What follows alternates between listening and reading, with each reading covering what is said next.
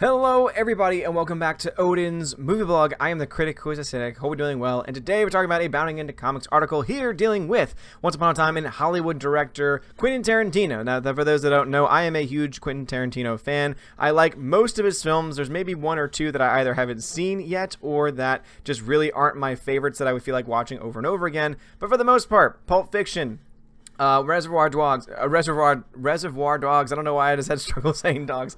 But even other films, more recent films, I would say The Hateful Eight. I thoroughly enjoy The Hateful Eight. I think my all-time favorite, though, is Inglourious Basterds, just because of the dialogue, the story, and that beginning sequence, that beginning scene that's taking place in all these different languages. To me, is Christoph Waltz not only his best performance, like his best scene of all time in his career, but also might be one of my favorite scenes in cinema, just because of how well crafted it is, how much tension is being built up, and just how brilliantly both actors on screen are able to portray the characters. So Quentin Tarantino has always been great at two things: creating great dialogue and having great actors in his movies and getting them to give some of the best performances of their career. Which is why it's interesting that here at a festival, I think it was like the Cannes Festival, or no, right here, it's a New York Times reporter at the Cannes Film Festival, for anyone out there who's like, you just don't know your film festivals. But apparently during a press event, a reporter, a female reporter, mind you, decided to ask a question that seemed to indicate that she was trying to get at the fact of, hey, you know what, Margot Robbie, she's a very talented actress. Why is it that she only has so many lines?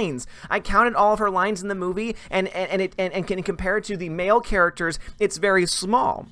And so I think Quentin Tarantino gives one of the best responses to this question, and also that Margot Robbie gives a very balanced question, or balanced response as well. So you can see that Quentin Tarantino ain't taking crap, ain't gonna take that, that bait and switch of, oh, I'm trying to set you up to try and make you look bad, and instead just say, no, screw you. While Margot Robbie, of course, is playing the graceful actress who, of course, wants to continue to get work in Hollywood, and so is going to try and play ball with the press as much as she possibly can. And so here is the actual question that was asked by the reporter about Sharon's role in this movie. So for those that don't know, Once Upon a Time in Hollywood takes place during a specific time in history, during also the Manson murders, and so it deals specifically with Sharon Tate and her role in that as well, in also conjunction with these other characters that are involved in 1960s, 1970s Hollywood.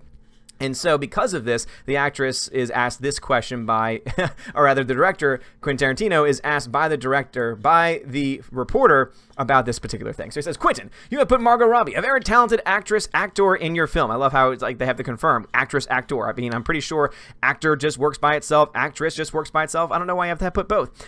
She was with Leonardo, just not okay, in Wolf of Wall Street, I, Tanya. This is a person with a great deal of acting talent, and yet you haven't really given her any lines in a movie. And I wonder, I guess that was a deliberate choice on your part, and I just want to know why that was. Why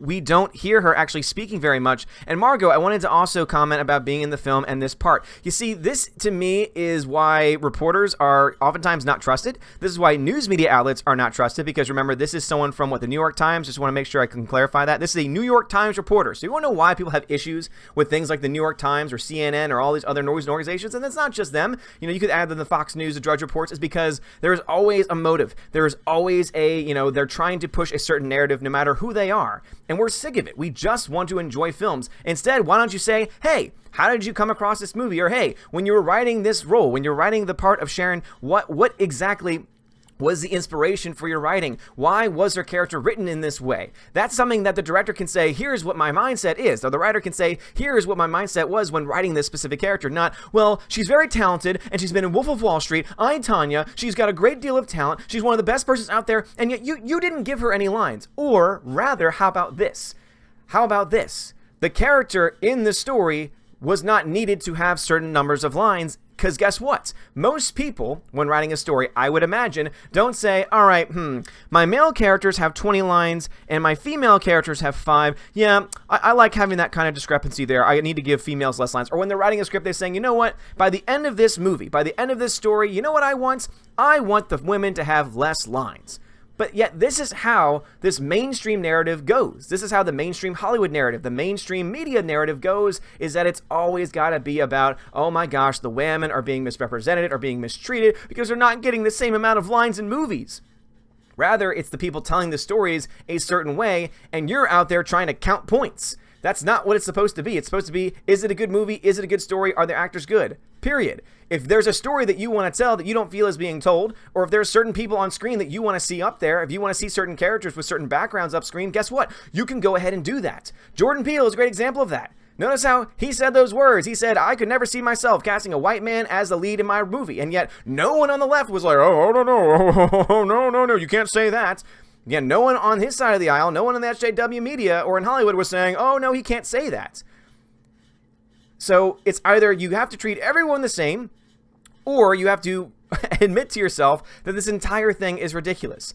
If you're constantly going to be counting points, because also guess what? Mary Sue and all these other places do the same thing. Anytime you see an article, anytime you see a news organization that gives you times of, well, these characters, the female characters only got 30 minutes of screen time, but the male characters, they got 45 minutes of screen time, and that's unfair. It should be equal. No. Because if we start making movies that way, the movies are going to suck. If you start writing stories where your mindset is, I've got to make sure that the females have the same number of lines, guess what? That takes away any sense of creativity. Imagine you writing a story. Imagine that you're writing a story, and instead of thinking to yourself, man, what would this character say in this instance? Oh, this was what that person would say. How would this person react? That is how this person would react. Instead, now it's going to be, okay, I just gave this person a line, but now I've got to give this person a line in order to be fair, but it's not really a right moment for that person to have a line. But guess what? That other person's line was, 5 words, and so the other one has to be at least 5 words, and then if it's not 5 words, I got to put it in my calculator, and it's got to make sure that we are able to get all of these things equal. It's ludicrous. It's stupid. It's what's going to destroy storytelling, and it's what has destroyed storytelling. You want to know why so many shows are going down the dumps? You want to know why so many franchises are starting to go down in the dumps? It's because people are caring more about this identitarian nonsense, this identity politics-driven narratives that are just stupid, that are nonsensical, that don't work. And that's why Quentin Tarantino gives the best response to this and doesn't even give her an answer. She just says, the director flatly rejects her question and with a simple yet stern, well, I just reject your hypothesis. And good on you, man.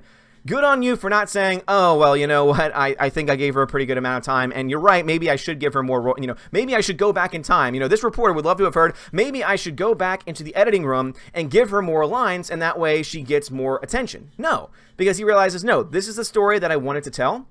These are the characters that would have been important during this story, because remember, history is important and you have to kind of stay grounded in history. And these are the words, these are the characters, these are the lines that need to be said. And just because you're like, I'm counting, and you're not living up to expectations, you're not living up to my identitarian politics, is ludicrous. So good on you, man. Seriously, shout out to him. And he's not a conservative guy. He's not a fandom menace guy. He's not anything other than a director. One could easily say that if you probably dive down deep into his politics, that you'll find that he's probably more in line with some of these people that are interviewing him. But the reason why I respect him is because he at least gives us good stories that are not purely political. If there's any political narratives that are ever in his movies, guess what? It's going to be because it is meant to be there. Great example. He did a film where it was a blaxploitation, it was an ode to blaxploitation. So of course, you're going to have certain narratives in there because that was what was akin to blaxploitation type films. And so that's the type of person that he is. He's trying to be as authentic as he possibly can, while also having a crap of a good time writing some of the best dialogues in any movie he ever writes. That's why I'm excited for it. I'm so excited for this movie, not because I'm wanting to count the number of lines that a male or female character has. And seriously, if that's your job, if that is what your mindset is as a critic, then you need to get the hell out of criticism. If that is what you're going to ask as a reporter, I'm sorry, but you're terrible at your job and you should be fired. And I'm not trying to wish harm upon anybody, but in all honesty, if you're more focused on one character not getting enough attention, and that's going to be your sole focus? Dude, seriously, what in the hell are you thinking? What in the hell are you thinking? Oh, I'm sorry. Did I call you dude? Are you offended by that? Okay. Sorry. So sorry. Not sorry, indeed. But Margot Robbie, of course, being graceful. Obviously, I'm not trying to say that Quentin Tarantino is not graceful, but to me, he was blunt to the point saying, no, I reject your hypothesis. That's stupid. Screw you. No, all this counting that you're doing right now, it is not relevant to the story. You can try and argue all you want that, oh no, you're being mistreating of women in your movies. No. Instead, it's the character and how the character is being portrayed. So Margot Robbie tries to answer in a balanced way because, again, as an actress, she has a little bit more to do, but also that's just a part of her personality. Everyone's personality is a little bit different. So she says, like I said earlier, I always looked in the character and what the character is supposed to serve to the story. I think the moments that I got on screen gave an opportunity to honor Sharon and the likeness. I don't think it was intended to delve deeper than, like Brad also mentioned, I think the tragedy ultimately was the loss of innocence. To really show those wonderful sides of her, I think could be adequately done without speaking. I did feel like I got a lot of time to explore explore the character even without dialogue specifically, which is an interesting thing, because I often do look to the interaction with other characters to inform me on the character. Rarely do I get an opportunity to spend as much time on my own character, on my own as a character, going through a day-to-day existence. That was actually an interesting thing for me to do as an actor. I really appreciated the exercise, and I felt that I could deliver what I wanted on screen. And boom, that is a way for her to say, screw what you said, obviously a lot more gracefully, but like, screw what you say, because it doesn't matter how many lines I had. What matters is, what is the character that I'm portraying? How is the character that I'm portraying being portrayed on screen?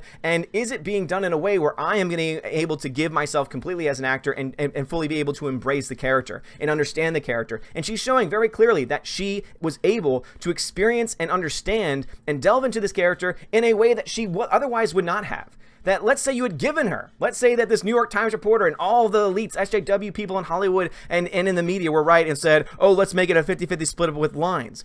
Well, then guess what you would have done? You would have stolen from Margot Robbie an opportunity to grow as an actor. Because guess what? In acting especially, it's not always about the things you say. Sometimes it's about the things you don't say. Sometimes it's about the things and how you react. And so this is the biggest problem with the mainstream media. This is the biggest problem with people like the New York Times reporter, who honestly I think is terrible at her job for trying to insinuate that this person was not given line just because that she was a woman. That's the insinuation that's being given. And dude, kudos to you once again. I reject your hypothesis, and you are right. Because the hypothesis that is being laid out by the reporter is dumb. That reporter was just trying to get under someone's skin. That reporter was just trying to appease to the SJW mindset of people that are going to be reading her column, or hopefully not reading her column, because seriously, that was absolutely stupid. And she gives, I think, Margot Robbie gives an excellent answer that it doesn't matter how many lines you get. What matters is, what is the character that you have? What does that character serve the story? And was I able to portray that character the best that I can? Because guess what? If you have a character in a movie and it's a female character and you're a female and you don't have a lot of lines, you can reject that movie. You can say no to that movie. If you want a movie where women get more lines than men, guess what? You can make that movie. No one is going to stop you. But if that's going to be your sole thing, we can go back to Ghostbusters 2016. If your sole motivating factor is, we want to have a female-centric Ghostbusters film and the only unique thing about it is that they're all female, no one's going to want to see it. Everyone's going to reject it. I bring up Captain Marvel. Oh, but it made $1 billion. Well, yes. But how well do you think that's going to sell on Blu-ray? How well do you think it's going to do after the fact? Do you really think that people are going to look to Brie Larson and say, she is the future of the MCU and I want to go see movies because she's in it? You know, short term, you might see some impact, but in the long term, if at least she stays on the current path that she is of, oh man, women representation, whammon, then no, it's not going to work out that way. And as I say to all of these people, that New York Times reporter, how about instead, New York Times reporter, why don't you go on location overseas and ask some of the government officials in China or in the Middle East, why are women treated as second-class citizens? Why do women not have the right? You know why you won't do that? Because you will probably have your life threatened. It'll be a dangerous situation for you. In fact, you probably wouldn't even be allowed to ask that question if you were visiting over in some of these countries. So how about instead of you trying to find a problem when there is no problem, you look into yourself, think about, what am I doing with my life? And then think to yourself, oh man, I need to find a life and I need to find a new occupation if this is the best that I can do when talking to one of the greatest directors in Hollywood history, Quentin Tarantino. But anyway, guys, what are y'all's thoughts about this? I think Quentin Tarantino knocked it out of the park. I'm even more excited now to see Once Upon a Time in Hollywood because it's got great actors, including Margot Robbie. I don't care how many lines she has. All I care about is the character that she's portraying a good character, and is she going to do it well? And based on what I've seen from Margot Robbie, and you're right, she was great in I, Tonya. She was great in Wolf of Wall Street, which I remember you were being critical of because of the fact that she was being sexualized in that movie. But let's not talk about that. I think she's going to be great. I think Leonardo DiCaprio is going to be great. I think that all of the people involved, Brad Pitt, every single person involved with this movie is going to do a fantastic job because Quentin knows how to work with actors. He knows how to write dialogue. And if this one movie is going to have anything, it's going to have great dialogue. So I'm very excited for it. And it does come out indeed July 26th, just around the same time as Alita coming out on Blu-ray. But anyway, guys, I would love to hear your thoughts about all of this in the comments below. Do you think that this reporter here from the so-called New York Times is, you know, an imbecile like I do? Seriously, like this is what we've gotten to the point now. And also there's now reports saying how there are now cases where men are more afraid than ever to hire women because they don't want to deal with the possible repercussions of having them claim certain things. Like, this is the point. This is the backlash of the hashtag Me Too, is hashtag Me Too. Oh my gosh, look at me. I can create a hashtag and I can complain about various things.